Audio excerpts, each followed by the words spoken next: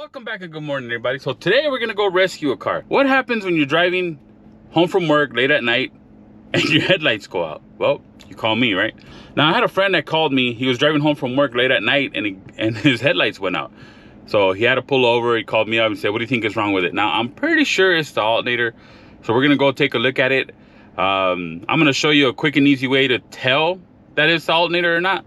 Now this isn't scientifically proven or anything like that, but it is an easy way to check. I mean, I'm gonna show you the right way to check it and then the easy way to check it, just in case you're stuck somewhere and something like that happens to you. You can pretty much figure out what's going on with it just with a simple, quick little thing that I'm gonna show you.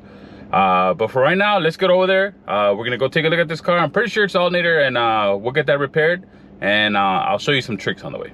Let's go.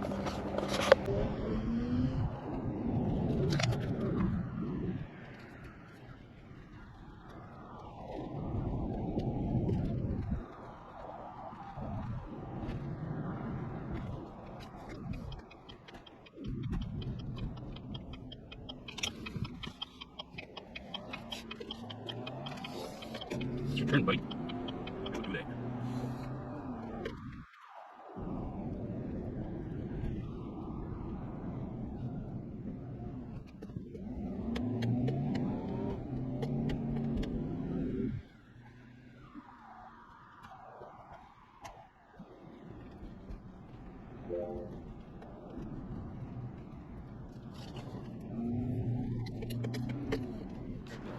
All right, guys, we made it. It's right here.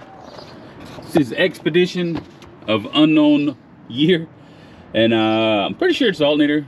It's right there. It's real easy to get at. So I'm gonna show you a quick and easy way to find out whether or not it was the alternator without any tools. I mean, I got the tools right here.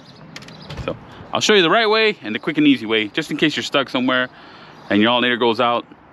So the way the system works, the battery really is only used to start the vehicle and hold charge for some low voltage stuff inside the car. But you don't really need it while the car is running. The alternator is what does all the work. The alternator powers everything. So the right way to check it, you plug your trusty DVOM in and see how you got 11.9? That's not enough for this car. These are usually running about 13 volts. 13 and a half volts.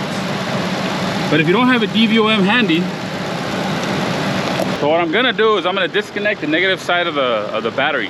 The alternator should keep the car running if it's working, right? So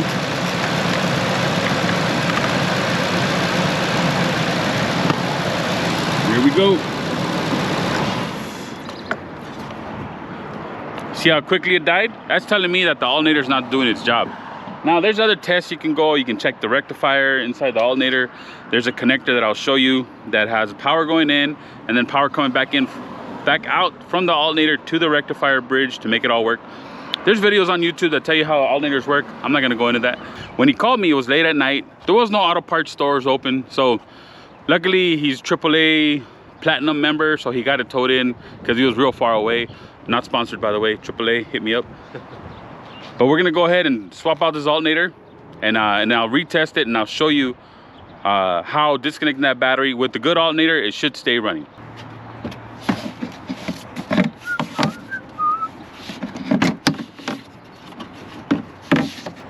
So in order to remove the alternator, you move that this air intake snorkel out of the way. You don't got to worry about what's going on here. It's mostly a resonator to keep the noise down. Your air filter, master airflow sensor are all in this housing. So removing that, you just got to pry up on it. See, there's like little tabs, plastic tabs that hold on to it. Just pry it loose, move it out of your way. We're not going to remove this hose. We should be able to get everything out without doing that. We may have to lift up on this housing, but we got to get in there, down there, and loosen up the belt with a handy dandy 1/2 inch wrench. Yeah.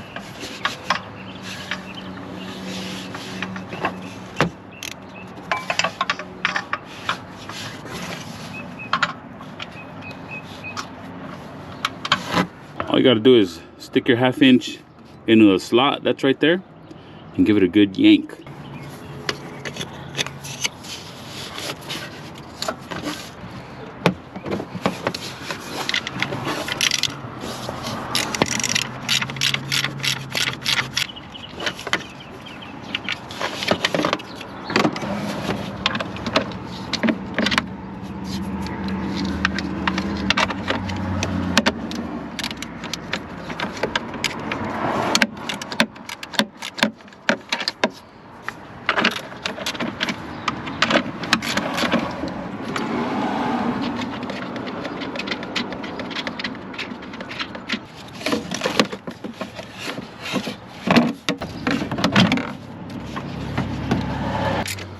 So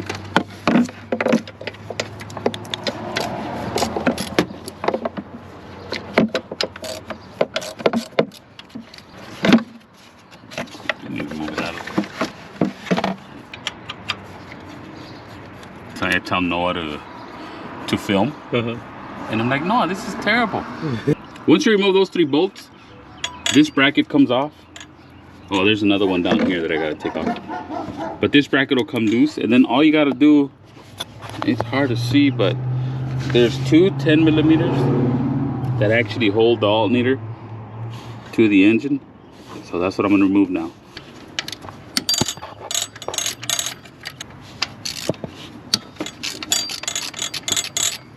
Now you don't gotta take those bolts all the way out because the alternator is actually slotted, or the bolt holes are actually slotted, so you can just slide this out.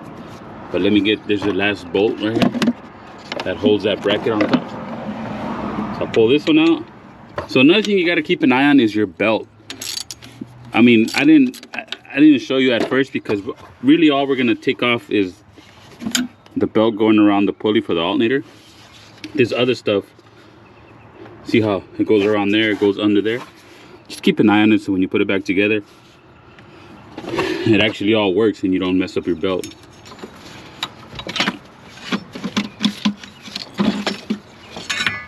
Now here's that connector I was telling you about. That red one is usually power into the alternator, and those actually, one I think is for your light on the dash, and the other one is for the rectifier that's inside the alternator. That's your lead coming from the battery. Make sure your battery is disconnected before you touch that.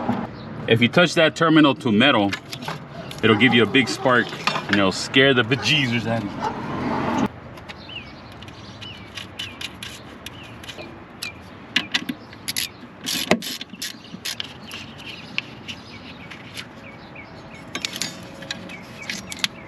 And you see how the bolt holes are slotted?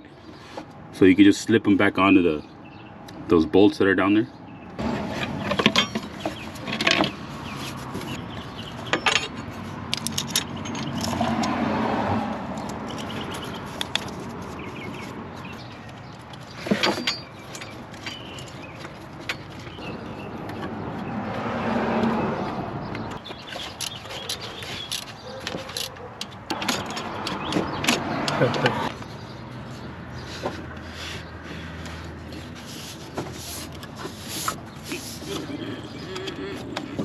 There you go, belt's back on.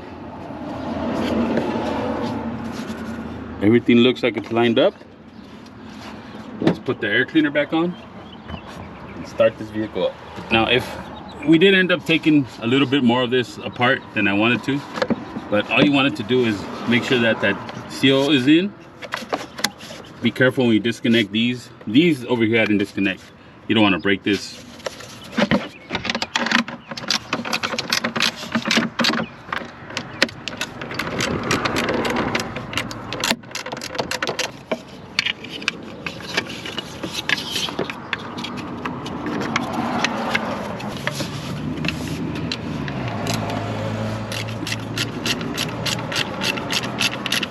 We're gonna put the jumper back on it because it killed the battery, and I'll show you again what it's putting out now, if I'm correct that it was the alternator, and then we'll disconnect that negative with the new alternator, and I'll show you how the car still stays running.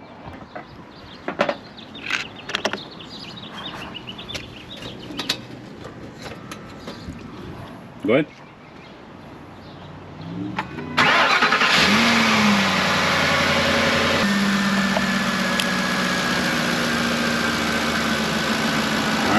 Set the DVOM to voltage.